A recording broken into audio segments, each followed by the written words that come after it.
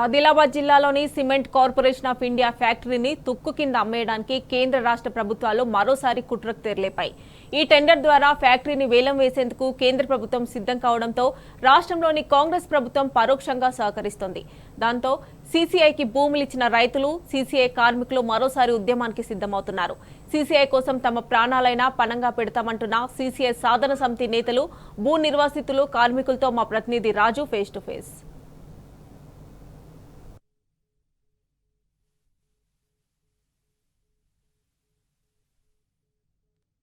మూతబడిన CCI ఫ్యాక్టరీని తెరిపించాల్సిన కేంద్ర రాష్ట్ర ప్రభుత్వాలు ఈ ఫ్యాక్టరీని తెరిపించాల్సింది పోయి ఏకంగా ఫ్యాక్టరీని తుక్కు కింద అమ్మేందుకు చర్యలు చేపట్టినట్టు తెలుస్తుంది.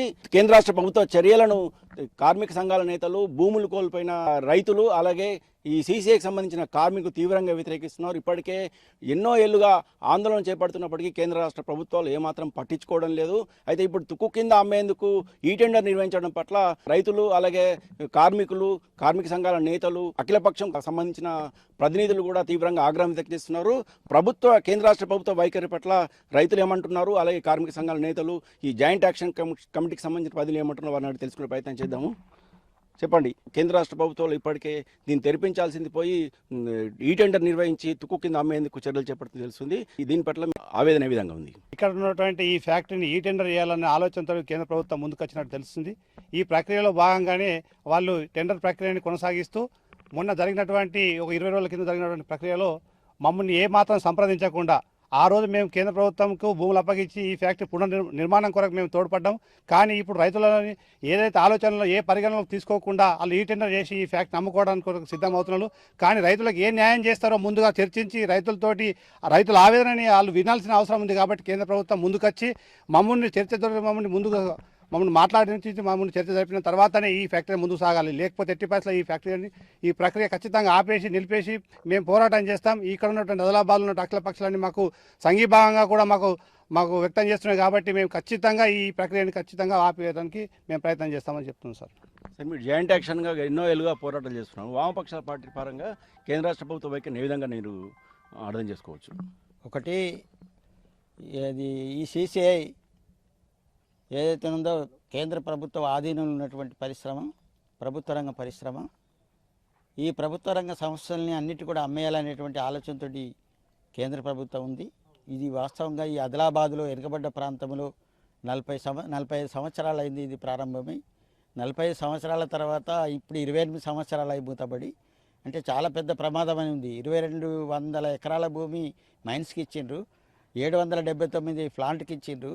ఇక్కడ ఉన్నటువంటి రైతాంగం అందరికి కూడా ఉద్యోగాలు ఇవ్వాలి, వాళ్ళకి కావలసినటువంటి సదుపాయాలు కల్పించాలి, వాళ్ళకు హౌసింగ్ పర్పస్ ఇల్లు కట్టించాలి.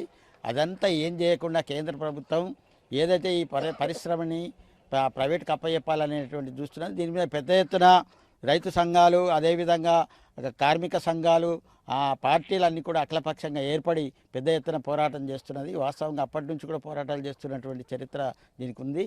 కానీ వాస్తవంగా కేంద్ర ప్రభుత్వం ఈ పరిశ్రమని, ఇక్కడ ఉన్నటువంటి పరిశ్రమని నడపకుండా ఏదో ఈ టెండర్ అనేటువంటిది ఇవ్వడం అనేటువంటిది జరిగింది. ఇది సరైనది కాదు. దీన్ని తుక్కు కింద అమ్మేయాలని చెప్పి ప్రయత్నం చేస్తున్నది. ఇది ఆదిలాబాద్కు ఆనుకొని ఉన్నటువంటి పరిశ్రమ. దీని భూమి విలువలు కోట్లల్లో ఉన్నాయి.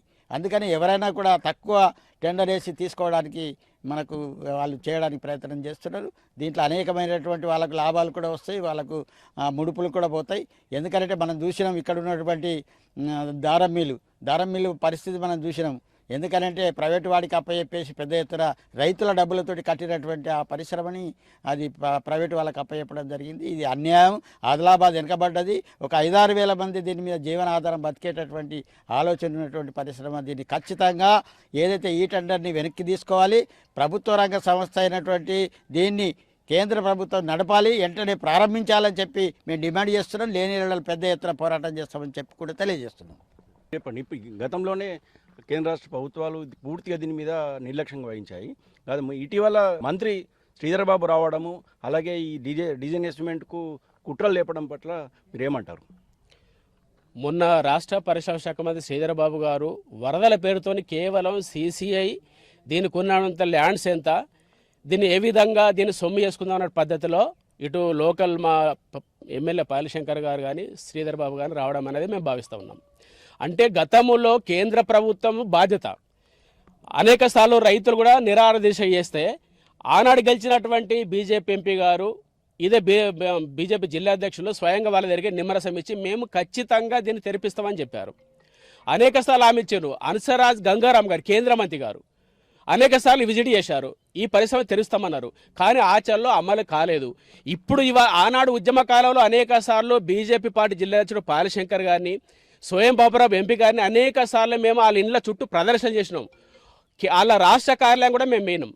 ఎలాంటి పట్టించుకునే వాళ్ళు దాన్ని పైగా ఈ ఉద్యమాన్ని డైవర్ట్ చేసిన వాళ్ళు ఇవల్ల ఒకేసారి ముసలి కన్నీరు కారుస్తూ ఈ పరిశ్రమను అయితే ప్రభుత్వమా లేదా ప్రైవేటా ఏదోటి తెరుస్తామని చెప్పి అలా ముసలి కన్నీరు కాల్చడం అనేది ఇది ప్రజలపైన భూములు కోల్పోయిన రైతులపైన ప్రేమ కాదు. ఇది కేవలం ప్రైవేటు ఆదాని లాంటి వ్యక్తులకు అప్పేపేసి దీంట్లో వాటర్లు దండుకునే ప్రయత్నం చేస్తున్నారు. కాబట్టి ఖచ్చితంగా రేపు రైతులకు దీన్ని డిస్మెంటల్ చేసిన తర్వాత దీన్ని ప్రైవేట్ నడిపిస్తారా, కేంద్రమే నడపాలంటున్నాం మేము. ఇది కేంద్ర ప్రభుత్వం ప్రజల ఆస్తి కాబట్టి కేంద్రం నడపాలి. ఒకవేళ కేంద్రం నడకపోతే ఆ భూములు తిరిగి రైతులకు ఇవ్వాలి. లేని ఏడలా దీన్ని తుక్కు కింద అమ్మేసి దీన్ని రియల్ ఎస్టేట్ చేసి దీన్ని మేము లాభాలు మార్చుకునే ప్రయత్నం చేస్తే ఖచ్చితంగా ఎంతటి పోరాటానికైనా మేము సిద్ధమవుతాం. త్యాగాల పోరాటాలు చేసినా కానీ ఈ ప్రభుత్వ రంగ సంస్థను కాపాడే సిద్ధంగా ఉన్నామని చెప్పి తెలియజేస్తున్నాం. మొత్తానికి ఫ్యాక్టరీని కాపాడేందుకు తాము ఐక్య కార్యాచరణగా ఇప్పటికీ ఏర్పడామని, ఖచ్చితంగా దశలవారీ ఉద్యమాలు చేస్తూ ఈ సీసీఐ ఫ్యాక్టరీని అమ్మకుండా అడ్డుకుంటామని, ప్రాణాలకైనా తెగించి ఈ ఫ్యాక్టరీని కాపాడుకుంటామని ఇక్కడున్న కార్మిక నేతలు అలాగే రైతులు చెప్తున్నారు. వీడియో నుంచి పవన్తో రాజు, టీ న్యూస్, ఆదిలాబాద్ నుంచి.